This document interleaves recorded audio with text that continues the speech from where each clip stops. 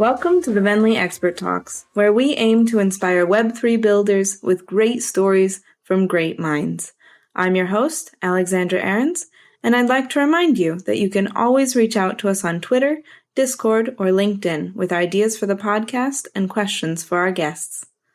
Welcome to episode 20 of the Venly Expert Talks. Today I'm joined by Sesie Bonsi, President and CEO of Blue, and we will talk about unlocking NFT gaming and DeFi value at the point of sale. So welcome. Thanks for joining me all the way from the other side of the world. Yes, the complete opposite side. Good. So if we could start out, I would like to hear about your background in life and business and kind of what brought you to where you are. Sure, absolutely. So originally I was an attorney. I practiced several years in the financial services space, doing consulting for startups on their payment strategies, cross-border transactions, mobile transactions, and really looking at how to deliver payments seamlessly and efficiently for customers in different use cases. And so in that process, I started to understand how payment systems work, a deep expertise in infrastructure of payments.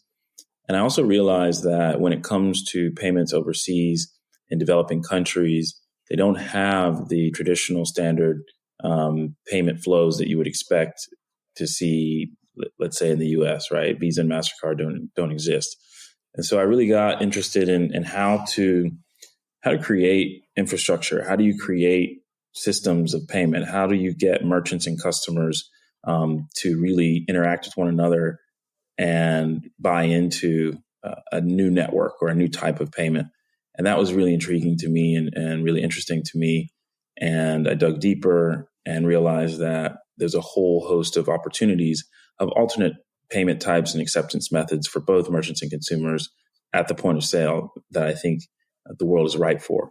So I ended up looking into different waveforms, different ways of transacting, different ways of processing payments. And I realized that Bluetooth was actually a really capable solution, capable technology and waveform. And it was ubiquitous. It was in everything, everywhere. Every handset and technology that was coming out had Bluetooth in it. And it was a method that was able to safely and securely move transactions over short or long distances. And that's when I began to explore how to build a front-end network using Bluetooth technology. And that became the basis of Blue and what we do, providing touchless transactions at the point of sale for both merchants and customers. Awesome. And yeah, great. So that definitely leads us into Blue. So can we maybe touch on who some of your customers are and the kind of challenges you can solve for them? Yeah, sure. So we really provide touchless acceptance solutions for large financial institutions, payment processors, telcos, crypto wallets, and we're really a front-end waveform experience. So we're not selling directly to customers or merchants. Really, our customers are packaging our solution, white labeling it or branding it or integrating it into their suite of offerings and then delivering it into the market in the use cases that their clients demand. So it's really modular. We really come up with solutions that our clients can take advantage of in the way that you can take a transaction without the need for physical hardware, right? Using Bluetooth, you don't need traditional payment terminals. And even if you do have traditional payment terminals, you can still use Bluetooth technology and our technology to take transactions using the mobile app or the handset that the customer already has in their hand, or their phone. So it really is about empowering our clients to deliver these solutions into the market in a really efficient and seamless way. And I think it's evident with the COVID that, there are new use cases and new experiences that traditional cards and payment hardware is not built to support, right? And we saw, kind of stopgap measures like QR code come into play, but really you need to be able to deliver a suite of different types of solutions for the different types of use cases that merchants and customers are going to want to see, including alternative payments. Mm-hmm. Mm-hmm. Awesome. So you touched on COVID, obviously. Can you give some more insight into your user growth, volume growth, and how you achieved it outside of COVID? Yeah. So, our user growth and our client growth, we really focus on the acquirers, right? Or what you call acquirers or financial institutions that are responsible for really underwriting the merchants who are taking transactions from customers. We're really not focused at this moment on directly onboarding individual customers or users on the issuer side, right? So an issuer could be anybody with a wallet, anybody that has individual users. Our focus is really building the road or the infrastructure for payments to run, right? So it's all about deployment, it's all about distribution, it's all about getting market saturation, and making sure that merchants are Bluetooth ready or payments ready or touchless payments ready for when a customer approaches and wants to pay in an alternative way. And so we're talking to acquirers in the US, all of the top 5 acquirers in Australia, South Africa, Latin America, Puerto Rico, and across Europe. So we're really a global company at this point, and it's continuing to grow exponentially with the advent of a new technology that we launched in partnership with Visa called Tap to Pay or Tap to Phone soft POS solution, where you're actually able to take a contactless card transaction on an Android device. So we added that to our suite of Bluetooth products to really say, the future is mobile first. And whatever it looks like, it's going to be a collection of different acceptance methods. And really we're forward focused and really number one in what we do, being able to deliver those suite of products into the market. Wonderful. So if I'm not mistaken, you started your company before crypto really got going. How has that development impacted Blue?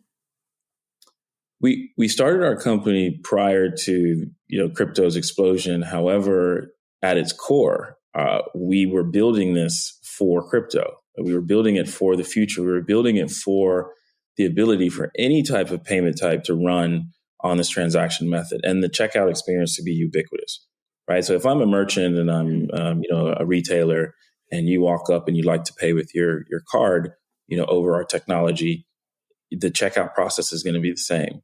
And then the customer that comes up behind you wants to pay using, Bitcoin, the checkout process is going to be the same. And the customer that comes up behind you or the next person wants to pay using their bank account, the checkout process is going to be the same. So we were really designing this ubiquitous method of checkout, of acceptance, with the notion that crypto payments were coming in the future, but we were going to focus on traditional payments, cards, first, and really, get that use case down while we were building that roadmap and building that highway for eventually, crypto payments to come or alternative payments to come in the same way. Awesome. Okay, looking far into the future. So with kind of that preparation and current situation of being able to use any payment anywhere with Bluetooth, how does Blue approach security?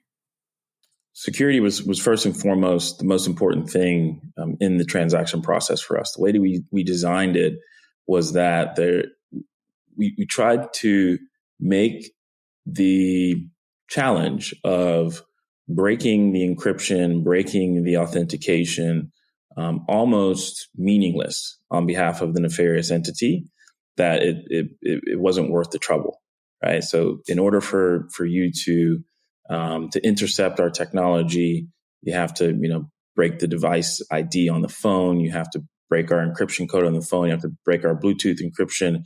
And then the information that you obtain at that point, you need to be able to break the security in the cloud that's accurate or securely storing the actual payment information, right? There's no clear text payment information actually moving over Bluetooth at the point of sale, which is very different than what happens when you swipe a card or dip a card or tap a card or even your Apple Pay, right? There's some security protocols that go into that process because you're actually moving, what underneath all of that is your actual card information.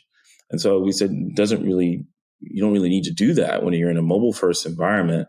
You can have, references to the actual information, and still be able to create a really beautiful checkout experience and keep the sensitive data, off of the devices themselves, and really do all that computational and secure, data mapping and routing and switching in the cloud, which is a much more containable environment for doing that. Great. Then let's dive in with kind of the broad question here. What does it mean to unlock value at the point of sale?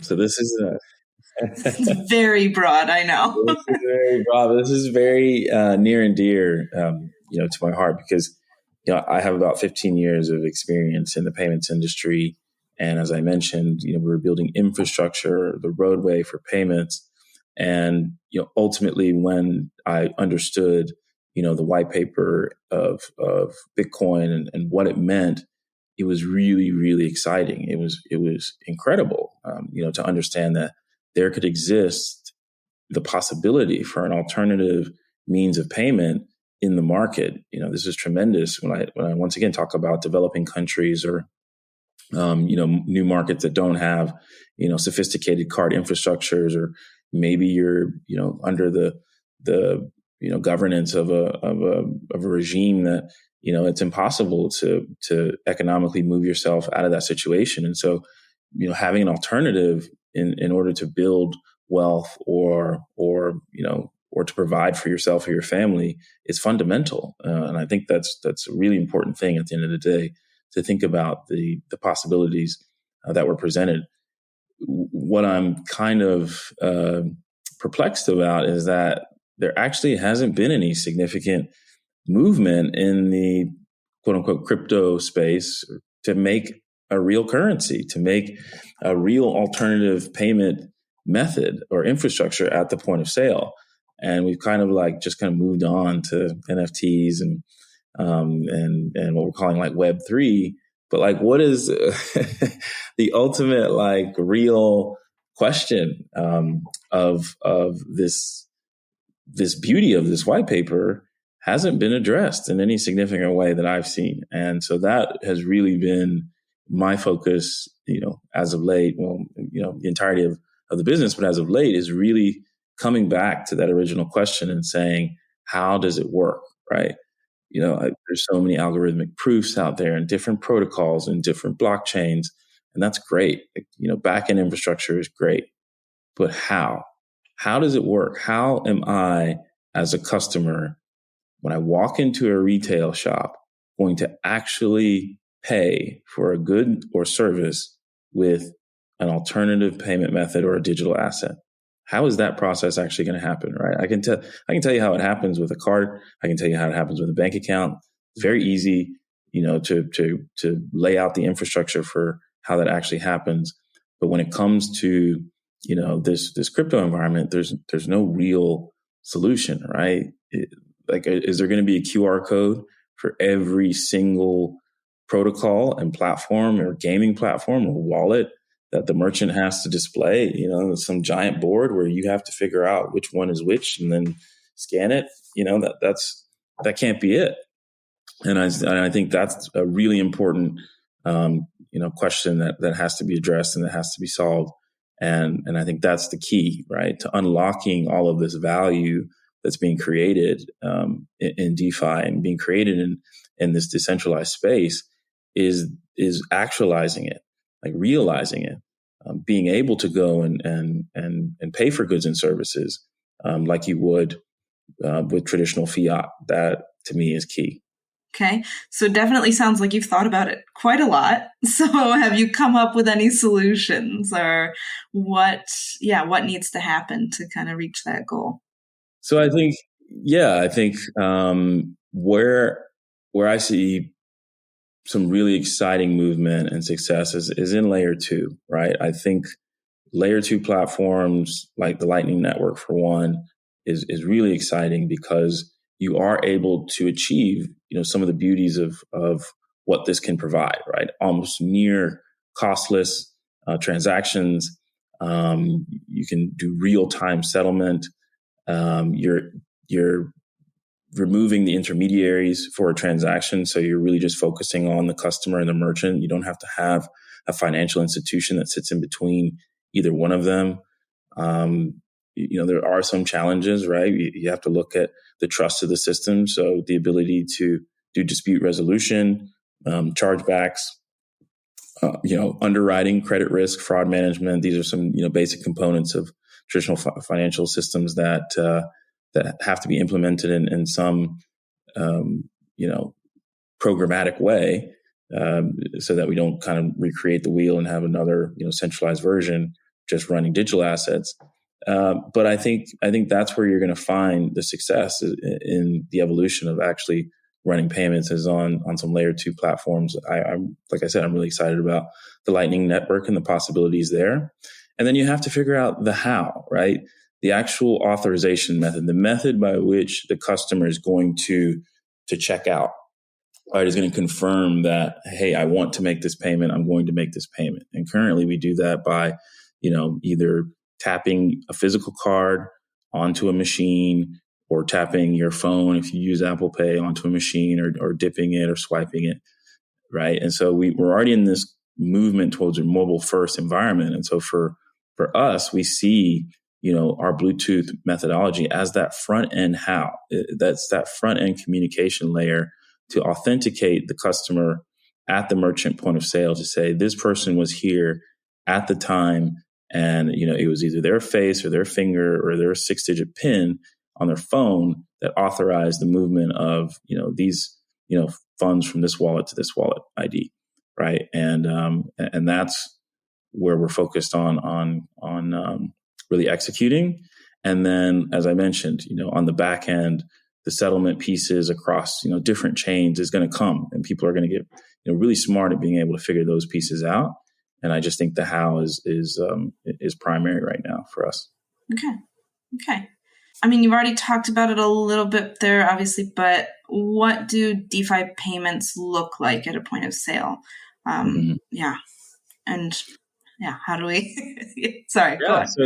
So I would say, I'll just take our platform, for example, right? So sure. Our goal is not to onboard individual users or customers onto like one singular wallet, right? It's that every wallet, imagine, is just connected to the network in some way, right? This Bluetooth network that we've created, that's being distributed via SDK into your wallet, right? It could be your MetaMask, it could be, your Venly, it could be, any mobile facing application can now become the wallet, right? Come the payment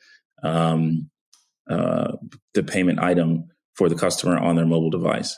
And so when they approach the point of sale, they have the ability to choose how they want to pay, right? Maybe I want to pay with my credit card at this particular merchant because I'm getting certain rewards or points there. Or this merchant has a partnership with this particular crypto wallet or this gaming platform where I can get some type of rewards or access to some type of NFTs. So I'm going to pay with my crypto wallet at this particular merchant.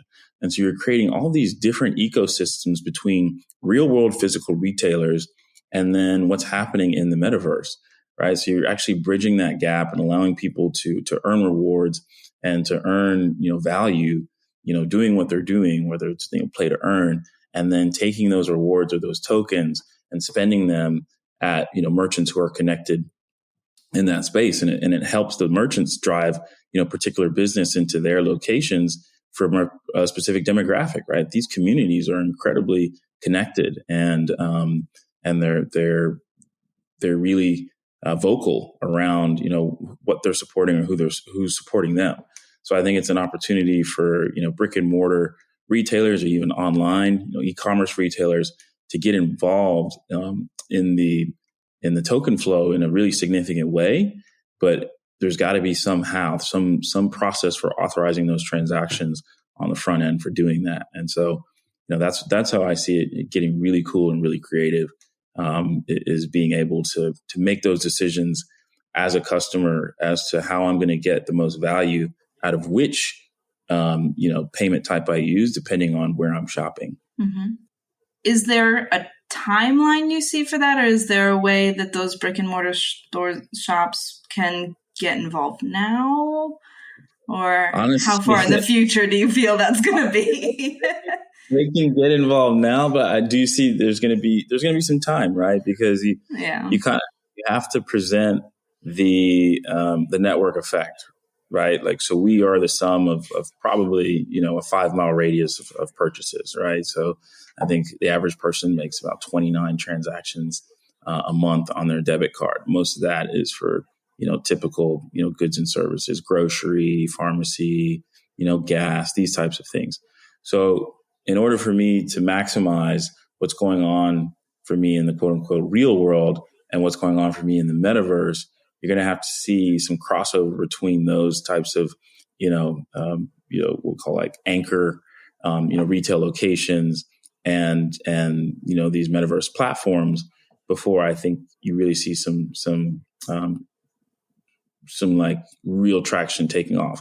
And you can have these, one-off use cases where you have particular brands that are key to the community and say, hey, look, especially from like online e-commerce, let's say you're a particular brand and you make hoodies. So maybe you make a hoodie that's inside one of these play to earn games that, can be bought using tokens that are earned by playing the game only, right? You can only pay for the hoodie using the token. So now you've created this like feedback loop between, the players and, your retail, shop online to bring them in. So those are kind of things that I'm sure will be popping up and that we'll be seeing kind of these unilateral, collaborations between, real world physical retailers and brands and what's happening in the metaverse. Mm-hmm. Okay. Yeah. So obviously when we're talking about funds and money, there's going to be a lot of regulation involved. So with the current regulation efforts and KYC and AML procedures, will it be, how do you think that's going to go? Is it impossible? It's not impossible, but it is something to remember that you have to have on ramps and off ramps, right? So there's no DeFi or crypto that exists without the traditional payments infrastructure, right? So everyone that's ever made money or created value in the DeFi space or in the metaverse had to interact with the traditional financial payment system, right? You had to get value in somehow, right? Whether that's by connecting your bank account or your credit card or whatever, right? Giving somebody cash and then they go put, Bitcoin in your account. It doesn't matter how you did it. You had to interact with it in some way. And there are, regulations to those institutions and how they underwrite accounts and give accounts to particular customers or underwrite businesses. Now, I do see those functions can be performed programmatically, right? The underwriting and the risk can be performed without the need to have a particular financial institution play that role, right? So what's interesting is you could have, DAOs, or you could have, governance in terms of how disputes are resolved between customers and merchants. You could have, technology that decides, like, if I buy something and the merchant, sends me an empty box and I dispute that charge, maybe then, other users, on the platform have to participate in the dispute resolution process between me and the merchant, and we're supplying evidence. And, maybe I have to over collateralize my disputes. Maybe I pay $50 for it, or the equivalent of in a digital asset. And I have to put up, 55 into escrow so that if I lose the dispute, I don't just lose, the $50. I lose, more than the $50 to protect against what we call like friendly fraud in the industry, which are, people that bought something legitimately, and then, maybe they had a change of heart. And then on the merchant side, you can have different controls like, rolling reserves and, and that rolling reserves can be algorithmic based on the number of disputes or fraud challenges that you have, so that a percentage of your total sales, is always held in escrow. In the event that somebody does win a dispute, there is actual assets there to give back to them. And you're not just kind of like taking the money and running. So I think there will always be some level of underwriting or risk assessment or for fraud assessment in order for people to trust the system when it comes to especially onboarding or underwriting merchants, because there's just nefarious people out there. We don't want people using a system to participate in human trafficking or drug trafficking. There has to be some level of identification. But I think the functions that are primarily done by intermediaries or financial institutions or the networks themselves in a centralized manner can be decentralized in a way that still presents fairness and efficiency. And they're not simply the judge and the jury, and it's distributed across the entire user base and network itself. Yeah, very thorough. Okay, good. So we've talked about onboarding, or rather on-ramp, off-ramp, and you kind of talked about, more of a fully crypto world versus obviously having to go back and forth to fiat. As we move forward, though, big payment brands like Visa, Stripe, PayPal, they're going to adopt crypto eventually. Do you think there will be room still for tools and wallets that have been built up around crypto, or how will they integrate, or what's going to happen there? I always think there'll be space for these kind of like open source or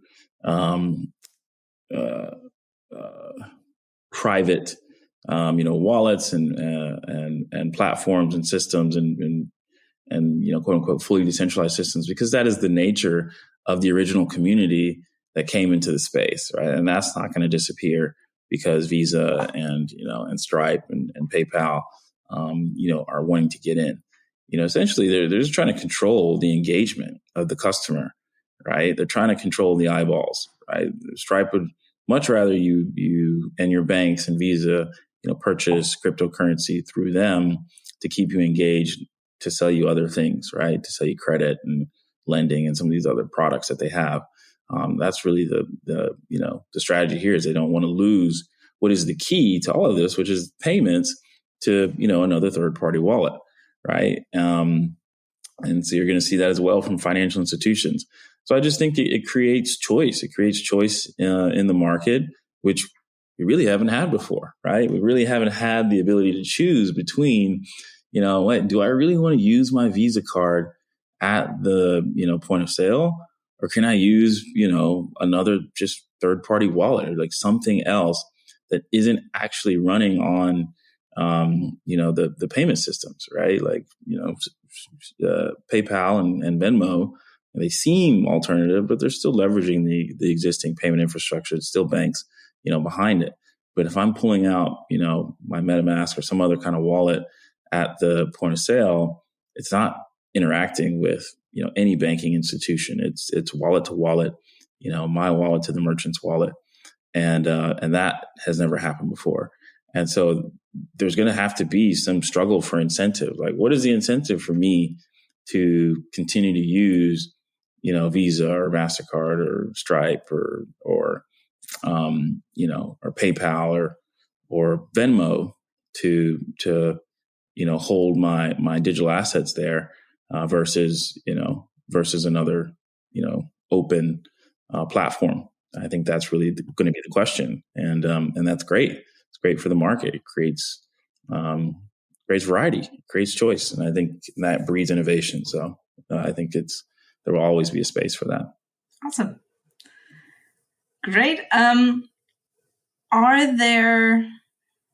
Do you see differences in approach when it comes to value at the point of sale for different industries or differentiation in value at the point of sale? So yes, I do. I see some platforms who are looking at how to accumulate supply. So for instance, if I go to a retailer and I want to make a purchase using Bitcoin, and there's some processor or platform says, hey, we can process cryptocurrency for you as a merchant and people can come up and pay. Why would I, as a merchant, accept fiat if the customer is willing to give me Bitcoin? Why wouldn't I just keep the Bitcoin? So I think there are some platforms who are using some interesting language to talk about accepting crypto, at the point of sale, when really they're just, creating their own markets, sitting in between as an intermediary between the person who's ready to give Bitcoin, and then, they're giving the merchant fiat and, getting the upside of the asset. So there are some strategies there that I've seen that are interesting. And I think it's important for merchants and customers to be educated on the different acceptance methods and what are the possibilities. Can I take a portion of that in fiat to pay my expenses, and then maybe take another portion and settle that into a crypto asset? Is that a possibility? And if they don't give you that option, is that really, the primary, processor you want to go with? And then as an exchange, or, as a wallet provider, and then you partner with, let's say, Visa or MasterCard to issue your own, card for have your customers, spend at the point of sale, seems kind of like moving backwards, right? Like the asset is already digital. It's already mobile. They're already interacting with it. Yet when they come to make a payment, they're using a physical card on a network and a technology that was, built, 40 years ago. It seems kind of silly. So, what are you doing as an exchange to keep that forward-thinking progress at the point of sale for your customers, as opposed to just kind of,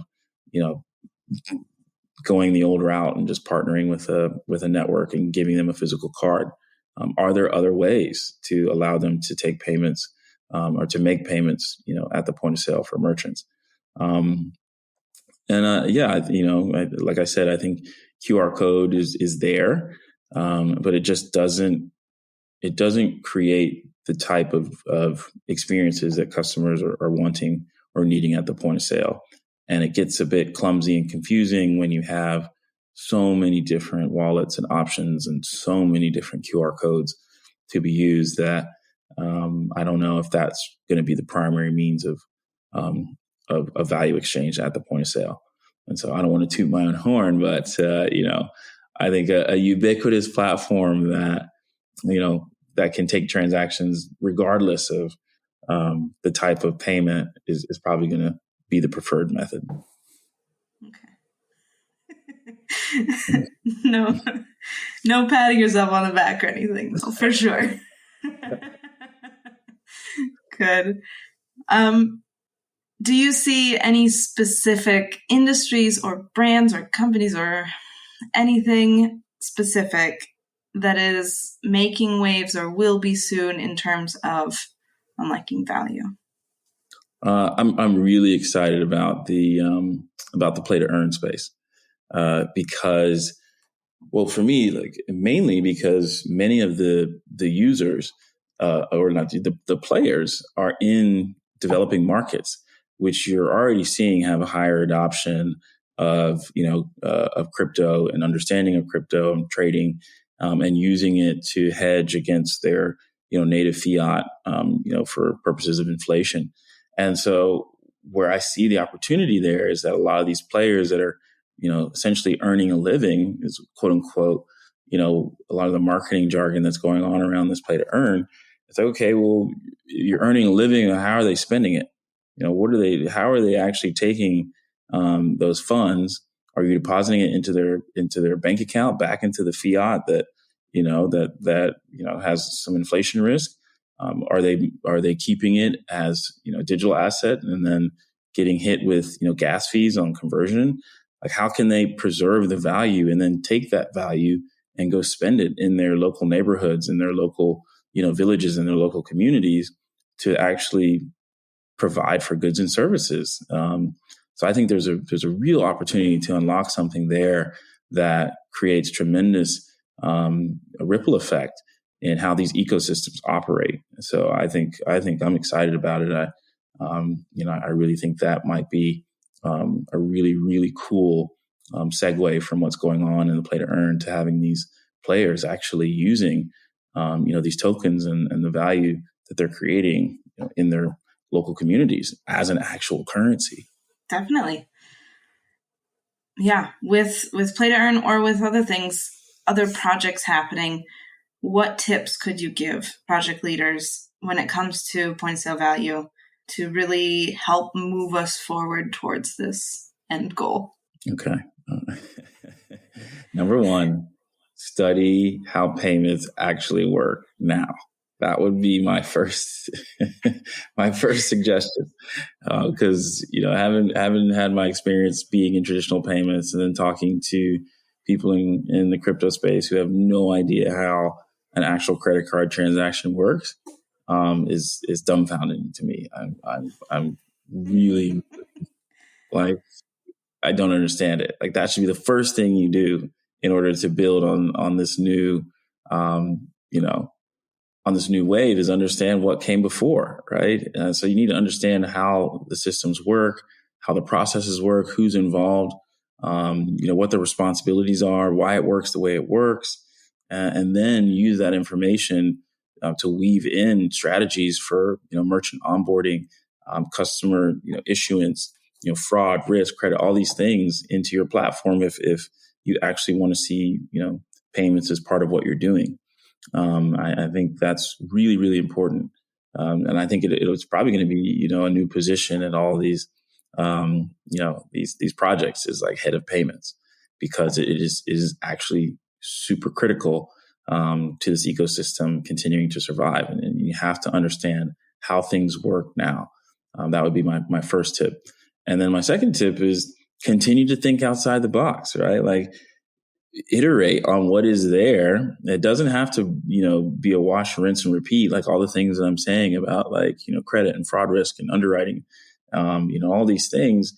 Think of new ways. There's new ways to do all of this stuff. There's new ways to do, credit risk. There's new ways to do fraud monitoring. There's new ways, to do transaction settlement and authorization. And that's the fun part, right? Is saying, well, maybe it doesn't have to be like it did in the past. Maybe there are no, linear chains of like shared liability.